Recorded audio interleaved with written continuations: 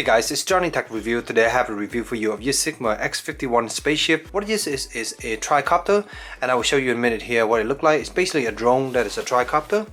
In the back, this is kind of the picture of it. So it has that spaceship look, as you can see here. And here at the bottom here is just a quick diagram of the controller. So here's pretty much everything that comes in the package. You have the tricopter itself right here.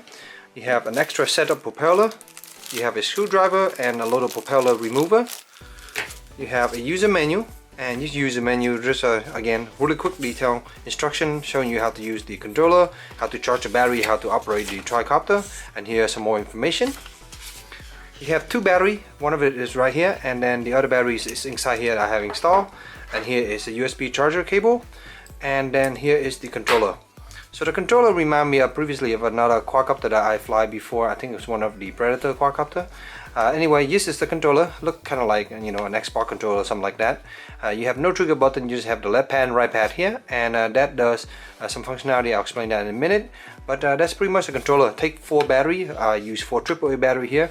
There's a charging port here that you can actually use to plug this little cable in here as a charging port to charge that battery if you wanted to, but that's a really slow process. But anyway, that's a possibility if you want to do that. So first, let's talk about the battery. It comes with 2 batteries. This battery here is 380 milliamp at 3.7 volt, and this battery here is good for roughly about 8 to 10 minutes of flight time. In my experience, I usually fly in the high rate speed, and in that speed I get about 8 minutes or so. The battery also takes roughly about 60 minutes to charge, so if you have multiple of these charger cable here, you can charge 2 at once, but it only comes with 1, so you can only charge 1 at a time. Fortunately, I have multiple quadcopter that use similar charging cable, so I'm able to charge it quickly. So here is that tricopter again. I keep calling it a quad, but in a way it is a quad. So you have 2 motor here, and in this housing here is also 2 motor. So at first I thought it was only a tricopter, but actually it's a quadcopter, but it looked like a tricopter in a way. So the way this thing flies is kind of aggressive, and it's kind of have a little bit forward momentum because there is more power here, but they're kind of concentrated in this motor section. When this tricopter here, when you're going forward and you're also rolling to the side to side, it actually also turns a little bit because this head here seems to be more front end heavy, so it kind of tilts forward a little bit. So if you're trying to like accelerate really fast and going forward really fast, it usually just dip the head down and start losing altitude. So at that same time, you also have to give it a little bit more throttle to kind of keep it up and keep the quadcopter off the ground. So that's one interesting dynamic. At first, when I first fly this guy, I was expecting it to behave kind of like a quadcopter, but it definitely behaves totally different.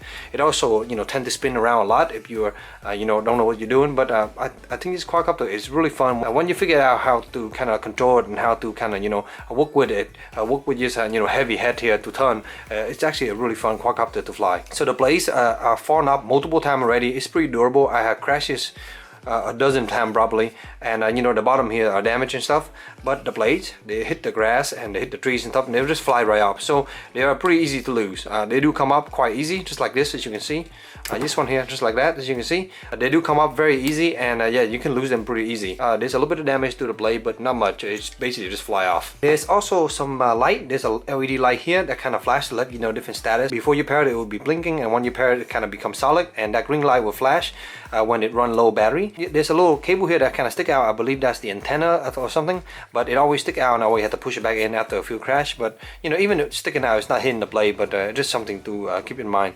If your blades are hitting that, you could be damaging that. The figure at the bottom here is pretty funky design. One is forward, one is backward, and you had this kind of like crown for the front tripod here, and that's how it's able to stand in the middle just like this. So onto this controller itself, it's pretty simple setup. You have up and down here, left and right, turning, that's the yaw, and here you have the pitch, and then here's the roll. So power button is like a click button. Turn blue right here, and it come on just like that. And this button here allow you to do flip. You click on it, it will beep, and then you can just pull on this trigger here, will do the flip in that certain direction. This button here switch between the low and the high speed. So in the low you hear one beep, so it will be beep, and then if you have a double beep, then you know it's in the high speed. So this middle button here, they say it's a mode switch from the little box, and in the user menu it says a demo mode. Basically, when you press this button, the tricopter starts spinning in a circle and start elevating and just kind of go off. So and you can just basically control it anytime and take over, but it just does a big round circle as it's going. going up. And it's kind of weird, but it's kind of interesting because you know, not a lot of time you can do that easily, and just does it for you. These buttons here also just allow you to change kind of like trim, so you have trim left and right and up and down here, and you know, this button doesn't do anything. Overall, it's a pretty fun tricopter to fly. I guess I would call it a quadcopter in a way, but it has a tricopter design, I guess. Pretty fun one to fly, but it's definitely not a beginner toy.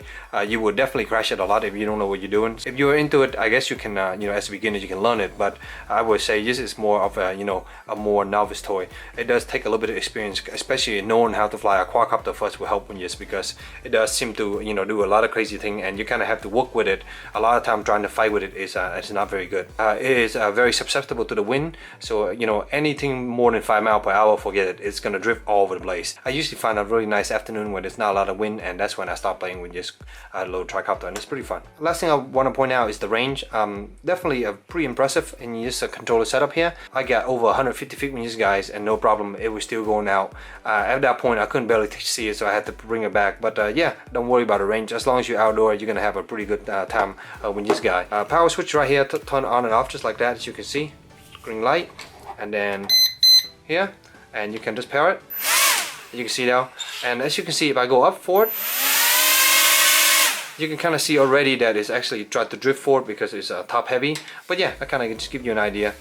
When this light is flashing like this, I'll let you know that it's a low battery. I just started using it and I haven't recharged yet, but that kind of gives you an idea. So guys, that's pretty much conclude my quick review of this X51 from Syma. It's a pretty fun spaceship, and overall I'm pretty pleased with the experience of using it. At first I was kind of worried about how it handled, but once I figured out what to do with it, it was really fun and really fast. So I hope this quick little review helped you in your budget decision, and if you have any questions, let me know in the comment below, and as always, stay tuned for future review. Thank you.